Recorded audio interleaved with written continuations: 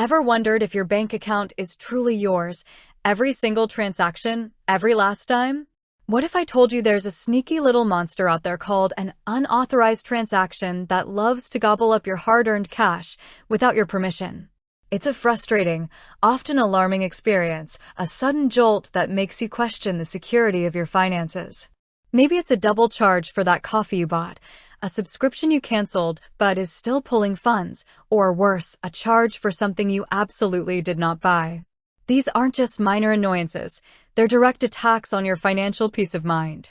And when they happen, especially on platforms you trust, like Klover, knowing how to fight back isn't just helpful, it's essential.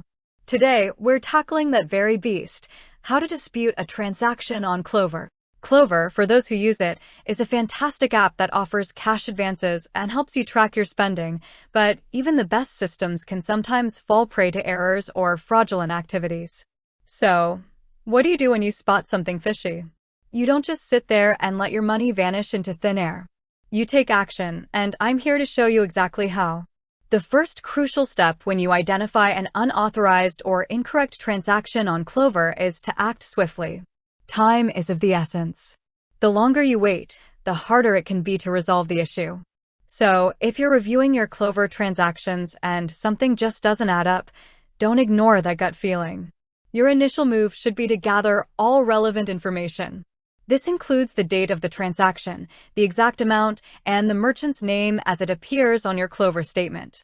If you have any receipts related to the transaction, or lack thereof, keep them handy. The more details you have, the stronger your case will be. Next, you'll need to contact Klover directly.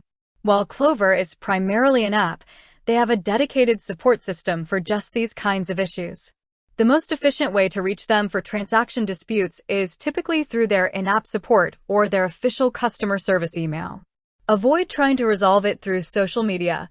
Stick to the official channels for security and record-keeping purposes.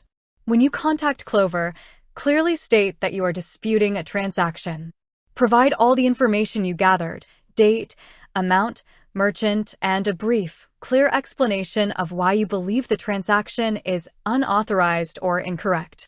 For example, I am disputing a charge on date for amount from merchant name. I did not authorize this purchase, or this charge is a duplicate of a transaction from date.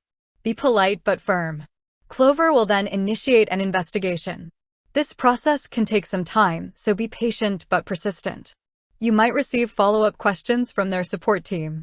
Respond promptly and provide any additional information they request. It's also a good idea to keep a record of all your communications with Klover, including dates, times, and the names of the representatives you spoke with. This documentation can be invaluable if the dispute becomes more complex.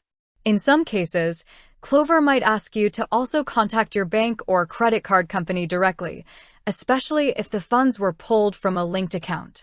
This is because while Klover facilitates transactions, the ultimate movement of money often involves your primary financial institution. If you need to involve your bank, follow their specific dispute procedures and again, keep meticulous records. Remember, disputing a transaction isn't just about getting your money back. It's about protecting your financial security and holding platforms accountable.